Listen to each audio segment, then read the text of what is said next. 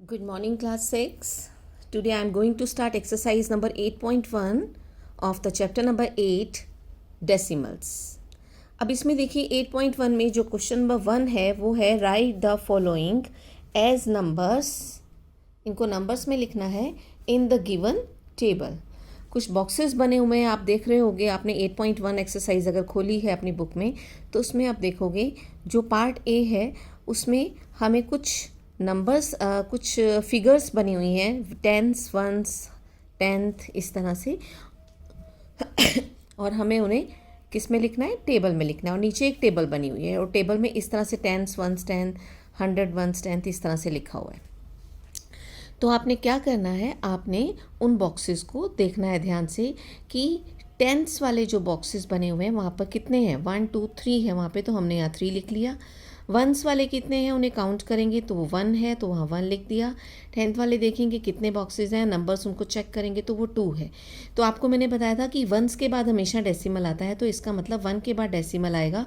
और जब हम इस नंबर को डेसिमल में लिखेंगे तो ये आ जाएगा 31.2. बी पार्ट में आप देखोगे, बी पार्ट में अगर आप काउंट करोगे तो हंड्रेड्स में 1 है, टेंस में भी 1 है और टेंस में 4 है. तो इसको जब आप लिखोगे 100, टेंस, वंस में कोई नहीं दिया और वंस की डिजिट है ही नहीं हमारे पास. आपको मैंने बताया था पहले 100 होता है तो टेंस होता है, तो टेंस के बाद हमेशा वंस आता है. हमें यहाँ पर वंस की डिजिट नहीं दी है तो हम इसलिए वहाँ पर 0 लगा देंगे. उस प्लेस को हम छोड़ नहीं सकते हैं. तो 0 की जगह वंस की जगह आ गया 0. और फिर उसके बाद टेंथ में दिया हुआ है 4, तो मतलब वंस के बाद आ जाएगा पॉइंट. और फिर टेंथ जो है हमारा, टेंथ प्लेस जो है वहाँ पर हमें दिया हुआ है 4. तो इस बी पार्ट का हो जाएगा 110.4. पहले हम इसको टेबल में लिख लेंगे और फिर उसके बाद हम इसे इस तरह से डेसिमल में लिख देंगे. तो ये तो हो गया फर्स्ट क्वेश्चन का ए और बी. अब आ जाइए सेकंड है write the following decimals in the place value table. अब प्लेस वैल्यू टेबल बच्चों हमें बनानी पड़ेगी. इस तरह से हम प्लेसेस लिख लेंगे 100, टेंस, वंस, टेंस और हंड्रेड्स. तो ये नंबर्स हमें गिवन है 19.4, 0.3, 10.6, 205.9. तो इन नंबर्स को हमें इस टेबल में लिखना है, बिल्कुल वैसे ही जैसे हमें क्वेश्चन नंबर 1 में किया था. तो जब आप 19.4 को लिखोगे, आप देख रहे हो जो 19.4 है ये 9 की प्लेस है वंस और ये टेंस और ये है टेंथ. तो 19.4 को जब हम लिखेंगे तो ए पार्ट में 1 यहाँ आ जाएगा 19 और यहाँ आ जाएगा 4. यहाँ बीच में डेसिमल होता है. सेकंड है 0.3, तो बी पार्ट में 0.3 यहाँ आ जाएगा. थर्ड है 10.6 सी, तो 10.6 यहाँ आ जाएगा, 6 टेंथ प्लेस पर है. फिर उसके बाद डी पार्ट है 205.9. तो इसमें 2 जो है 100 है तो 100 के नीचे 2 आएगा. टेंस में 100, इधर टेंस में 0, 205, तो वंस में आ जाएगा 5 और पॉइंट आ जाएगा उसके बाद 9. पर इस तरह से हमें इसको एक टेबल बनाना है. टेबल हम लाइंस खींच के बना लेंगे स्केल से, या ऐसे भी बना सकते हैं. ऊपर हमें प्लेसेस लिखनी है. ये क्या है? प्लेसेस हैं. ठीक है, ये प्लेसेस हमने लिख दी हैं और हमें इतना भी पता है कि वंस के बाद पॉइंट होता है, तो बताया था मैंने आपको. अब आ जाइए क्वेश्चन नंबर 3.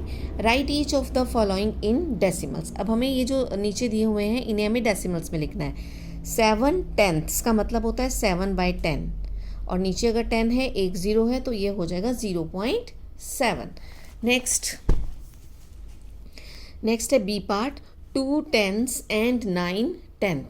अब 2 टेंथ्स है और 9 टेंथ है, तो इसका मतलब क्या हुआ? 2 टेंथ्स का मतलब तो हो गया 20 और 9 टेंथ का मतलब हो गया 9/10. तो 9/10 मीन्स 0.9. समझ में आ रहा है?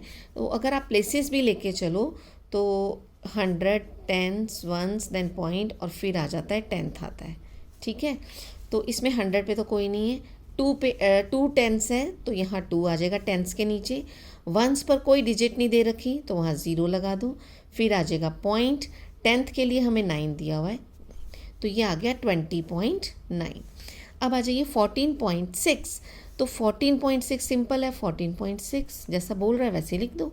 102 वंस, 102 वंस मतलब 100 टेंथ्स, वंस, पॉइंट, टेंथ्स. अब इसमें हमें 100 पर दिया हुआ है 1, 102 वंस, वंस पर दिया हुआ है 2 और टेंस पर कोई डिजिट नहीं दी, हमने लिख दिया 0।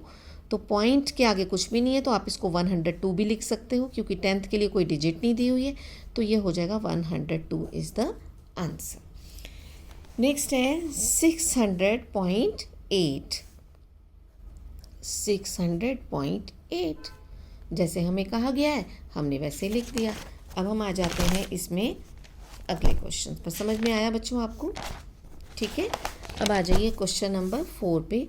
Right as decimals. तो राइट एज डेसिमल्स में हमें ए पार्ट दिया हुआ है 5/10। तो 5/10 नीचे एक 0 है तो ये हो जाएगा 0.5। 3 + 7/10 एक्सपेंडेड फॉर्म है, हमने डेसिमल्स को एक्सपेंडेड फॉर्म में किया है। अब ये एक्सपेंडेड फॉर्म गिवन है, इसको हम डेसिमल्स में करेंगे 3.7। ठीक है, ये 200 + 60 + 5 is equal to plus 1/10 is equal to.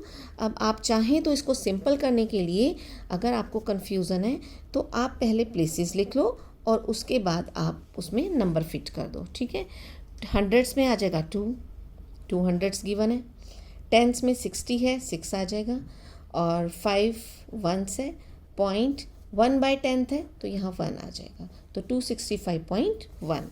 Similarly D part 70 + 8/10। तो आप इसमें भी अगर चाहें तो टेंस वंस और 1/10 प्लेस हमने ऊपर लिख दी। टेंस वंस एंड 1/10 ये प्लेसेस हैं। टेंस प्लेस पर 7 है, वंस प्लेस पर कोई डिजिट नहीं है, फिर वंस के बाद पॉइंट आ जाता है और 1/10 पे हमें 8 दिया हुआ है। तो इसका ये प्लेसेस हैं ऊपर जो हमने लिखी हुई है, दीज आर द प्लेसेस। तो आंसर हो जाएगा 70.8। नेक्स्ट 88/10। अब नीचे आपको पता है 10 है तो 88 में डेसिमल एक डिजिट के बाद आ जाएगा 8.8। 4 + 2/10, दिस इज़ वेरी सिंपल, 2/10 हो गया। 4 + 2/10 का मतलब होता है 4 raised to 2/10 का मतलब होता है 4 + 2/10। तो इसका मतलब हो जाएगा 4.2। वंस पर 4 है और टेंस पे 2/10 है।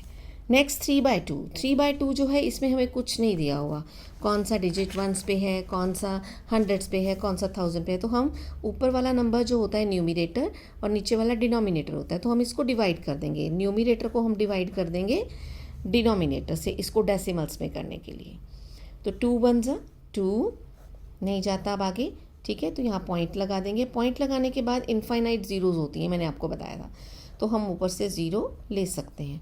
तो 2 5 10, तो इसका आंसर आ जाएगा 1.5। नेक्स्ट है 2/5। इसको भी आप ऐसे ही करोगे।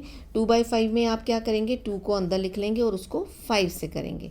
अब ये 2 क्योंकि ऊपर वाला नंबर न्यूमिनेटर ही हमेशा अंदर आएगा और डिनोमिनेटर बाहर रहेगा, तो इसमें न्यूमिनेटर छोटा है तो 5 से डिवाइड नहीं हो पा रहा है। तो हम क्या करेंगे, इसको आगे यहाँ पे पॉइंट लगा देंगे और क्वोशंट में भी पॉइंट आ जाएगा डेसिमल। मैंने आपको बोला था डेसिमल के बाद यू हैव इनफाइनाइट ज़ीरोज़, आप कितनी भी ज़ीरोज़ लगा सकते हो। तो 2 से नहीं जाता है तो हमने पहले 0 लगा दी और यहाँ पॉइंट लगा दिया। अब हम आगे का 0, अब ये 20 बन गया। ये पॉइंट लगाने के बाद हम इस पॉइंट के बाद की नेक्स्ट डिजिट लेंगे 0, तो ये 20 हो गया। तो 5 4 20, तो ये आ गया 0.4। तो 2/5 आ गया 0.4। नेक्स्ट है 3/5। अब इसमें आप इसको 3 + 3/5 भी लिख सकते हो। ठीक है, तो इसमें आप 3/5 की पहले वैल्यू निकालेंगे, 3 को आप 5 से डिवाइड करेंगे। तो ये नहीं जा रहा है तो 0 लग जाएगा शुरू में और उसके बाद आ जाएगा पॉइंट। इसमें भी अब एक 0 हम ले सकते हैं, तो 5 6 30, तो ये आ गया 0.6। तो इसका मतलब कि ये हो गया 3 + 0.6। तो जब आप 3 में 0.6 प्लस करोगे तो ये आ जाएगा 3.6। क्यों? क्योंकि ये दोनों अनलाइक डेसिमल्स हैं। आपको मैंने बताया था 3 में आपने 0.6 प्लस करना है, ये दोनों अनलाइक हैं तो पहले हम इन्हें लाइक बना लेंगे। तो ये हो जाएगा 3.0 में हम 0.6 प्लस कर रहे हैं। अब दोनों लाइक हैं, दोनों में डेसिमल्स के बाद एक डिजिट है और हमने नंबर की प्लेस भी चेंज नहीं करी। ये वंस पे था, ये यहाँ पर भी वंस पे है। तो 3.0 में जब आप 0.6 प्लस करोगे यू विल गेट 3.6। करके देख लो, 3.0 एंड 0.6, आप इन्हें प्लस करोगे you will get 6 here, point and 3, 3.6 answer आ जाएगा। तो इस तरह से हमारा 3⁵ हमने पहले इसको ऐसे लिखा, फिर हमने 3/5 की वैल्यू निकाली, वो 0.6 आ गया और उसको हमने लिख दिया 3.6, ठीक है। सिमिलरली 4.5, तो इसको हम लिख लेंगे 4 प्लस, ठीक है। अब ये 1/2 को आप डेसिमल्स में कन्वर्ट करेंगे, बिल्कुल वैसे ही डिवाइड करके, क्योंकि और कोई तरीका ही नहीं है। अब ये छोटा नंबर है, ये बड़ा नंबर है, जाएगा नहीं, तो 0.0 हमें लगाना पड़ेगा और कोशेंट में भी पॉइंट लगाना पड़ेगा। तो 2 5 10, अब ये हो गया 0.5, तो इसका मतलब 1/2 की वैल्यू आ गई 0.5। तो 4 प्लस 1/2 का मतलब हो गया 0.5। अब ये दोनों अनलाइक हैं तो इनको लाइक बना लो, 4.0 प्लस 0.5। जब 4.0 में 0.5 प्लस करोगे यू विल गेट 4.5, तो इसका आंसर आ गया 4.5। ये तो हो गया क्वेश्चन नंबर 4 तक बेटा, ठीक है। I hope it is very clear to you. कर लेंगे आप। अब आ जाइए question number 5। Write the following decimals as fractions, इसको हमें फ्रैक्शंस में लिखना है। Reduce the fractions to lowest term, और फ्रैक्शंस को लोएस्ट टर्म में रिड्यूस करना है। तो इसमें आपको ये बता दूं मैं कि जब हम इसको फ्रैक्शन में लिखेंगे 0.6 कैसे लिखा जाएगा, 6/10। उसके बाद हम इसको कटिंग करते हैं, या फिर अगर आपको कटिंग में डाउट है तो आप दोनों का HCF निकालेंगे और HCF निकालने के बाद इसको डिवाइड कर देंगे।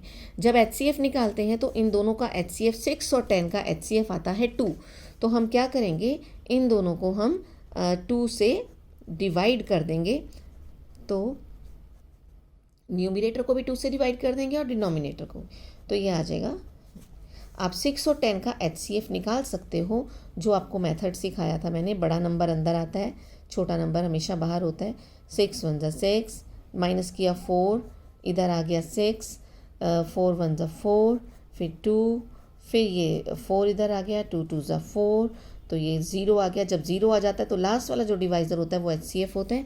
तो HCF से हमने न्यूमिनेटर और डिनोमिनेटर को डिवाइड करके इसका लोएस्ट टर्म निकाल दिया। आप कटिंग चाहो तो कटिंग भी कर सकते हो। 7.5 को हम लिखेंगे डेसिमल में 75/10, और जब आप इसका HCF निकालोगे हमारा आ जाएगा HCF 5। तो 75/10 को अगर आप 5 से काटते हो, जो HCF आता है सीधा हम उसी से ही कटिंग कर देते हैं। तो ये आपका आंसर आ जाएगा लोएस्ट टर्म में। तो 75 को जब हम 5 से डिवाइड करेंगे तो हमारे पास आ जाएगा 15। क्या आ जाएगा? 15, और नीचे आ जाएगा 2। तो 15/2 is the lowest term.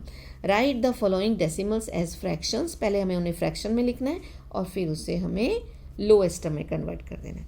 Next है 1.0। तो 1.0 का मतलब डेसिमल हटाएंगे तो नीचे भी 10 आ जाएगा। तो 10/10 कितना हो जाएगा? 1। 9.8, 98/10, 98/10 है। HCF निकाल लो 98 और 10 का, जो आएगा उससे हम इसको डिवाइड कर देंगे। HCF निकाल लेंगे, जो आएगा उससे हम डिवाइड कर देंगे। सिमिलरली 13.7 को हम डेसिमल में लिखेंगे 137/10।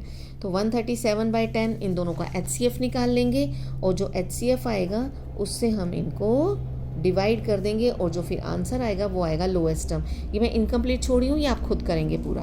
21.2, तो 21/2/10, इसका आप HCF निकालोगे। HCF निकालने के बाद जो भी HCF आता है उससे हम इसको डिवाइड, तो 2 ही आएगा HCF। आप करके देख लो।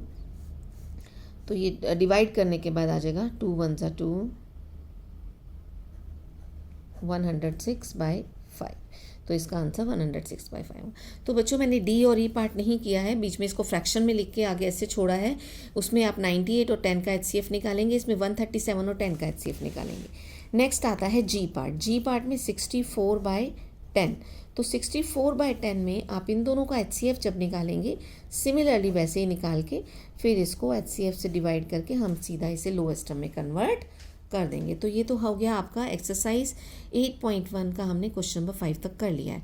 तो आज आप इसको पूरी एक्सरसाइज को मैथ्स की नोटबुक में कर लीजिएगा। That's it.